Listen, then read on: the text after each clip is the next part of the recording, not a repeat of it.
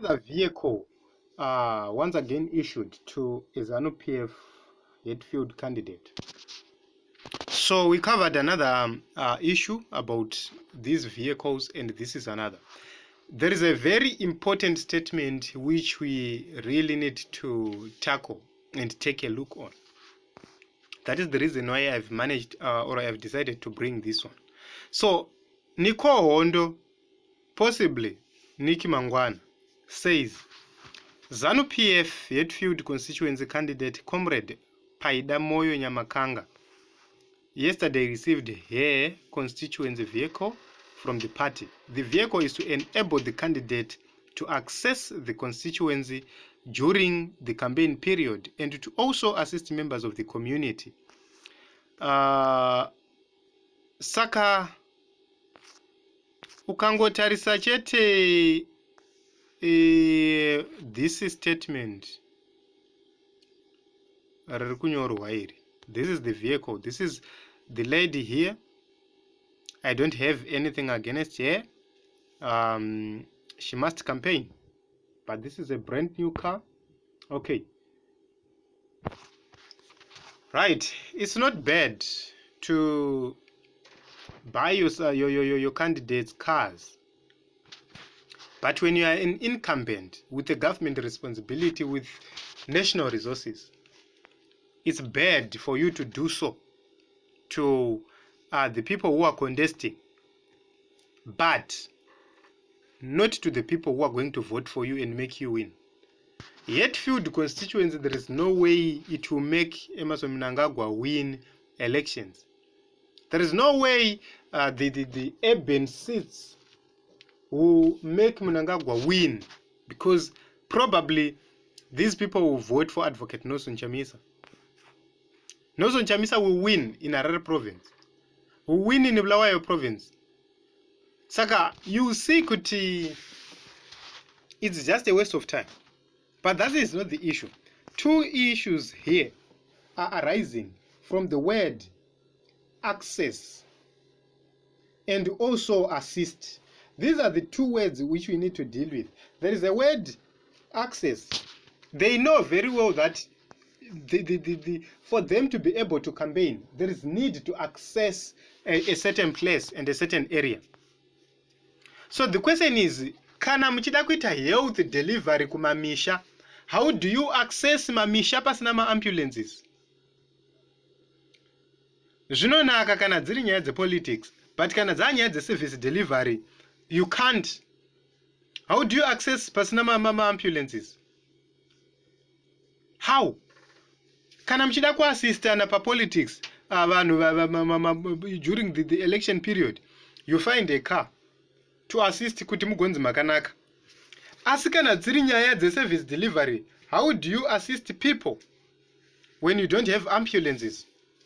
It means somebody will just call and say, tiri kudawo assistance yenyu kuno kune mukadzi akurirwa zvimbirwa izvezvi zvinhu iri kutoramba kuzvara iri kuda chipatara. How will you assist that person? Maybe it's because pamwe motikari yeku constituency idzodzo dzekumusha inenge iriko. But ngatimbofungai kuti pamwe MP ari kubva kurali yeZANU PF pamwe yanga ichiitika kana kumasvingo, kobva kwaita ine emergency itorimo munzvimbo, munhu anowana sei assistance iyoyo? Saka kana tichitaura kuti this party and this system is so evil, it's evil, very evil. They don't care, because ndivo vari panyanga, ndivo vari kudzichovha nyaya dzacho. But they prioritize mota dzekuti just one person afambe nayo. SemuHarare ka, andione kuti muHarare mungamboda 4x4. MuHarare ndo maitoda zvima Datsun Go. Totaura kuti right wakomana yako ka Datsun Go kakomhanya.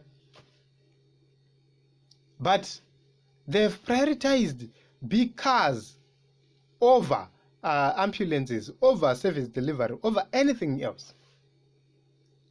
Zvobva zvanzi voterai vanhu vakadaro. Vakomana, gore rino kana tikasavhota ka, alright, iwo ndoonoziva nhamo yako. Ukaenda pa Hetfield police station pane here motikari dziri kumhanya dzichibata mbavha?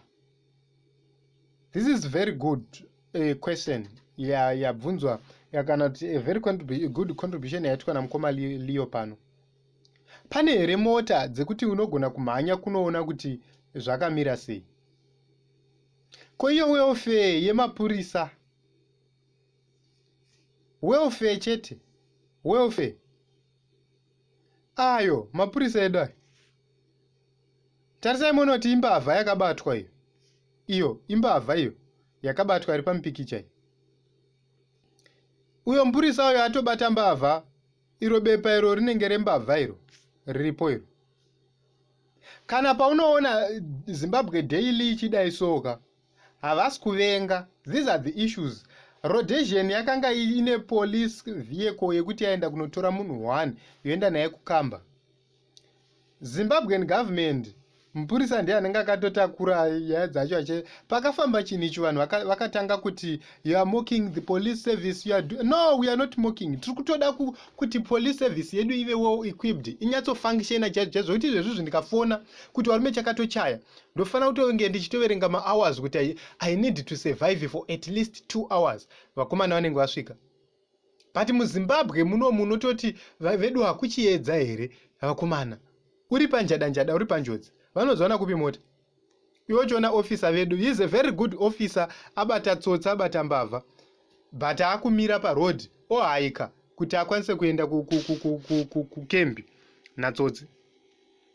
This is so wrong. This is so wrong. Very, very, very wrong. But ukaona ndege dzenzi dzichibuda varume, icho mukuru anenge achiwaya zvake. It is what it is. Elections are coming to Zimbabwe. Pamuri kuenda kunovhota, amen. Amen, amen. Endai munovhota zvenyu, but votai muchiziva kuti gore rino iri is not an issue of voting only for the sake of voting. It's an issue yekuti tivote tigadzirise nyika, tisunungure nyika.